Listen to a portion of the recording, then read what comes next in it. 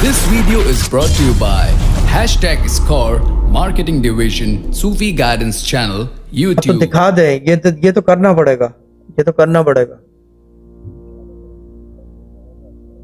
देखिए जो भी करेंगे वो उनको करने दे, फिर डॉक्टर का काम तो डॉक्टर करेगा ना, वो जो करना करें, लेकिन इसको करवाएं जो भी है।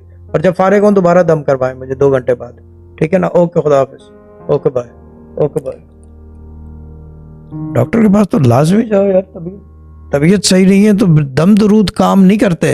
मैं वही कहता हूँ कि बाखुदा दीवाना बा शरीयत होशियार, अल्लाह की राह में पागल हो जा मगर शरीयत मोहम्मदी सल्लल्लाहु अलैहि वसल्लम से होशियार रहना। मसला ये है कि दुआ जो है वो जो है क्या कहते हैं आपका राइट है, वो सब कुछ अपनी जगह सही है। ये हीलिंग, दम, ये सारी चीज़ें, ये सब कुछ सही है, ये अल्लाह की तरफ से है। मगर चीज़ ये कि दवा जो है वो सुन्नत रसूल है, क्योंकि तिब्ब नबवी से बेसिकली शुरू होती है दवाएं। हीलिंग का जो प्रोसेस है वो वहाँ से शुरू होता है, वो सुन्नत है और वो करना लाजमी है।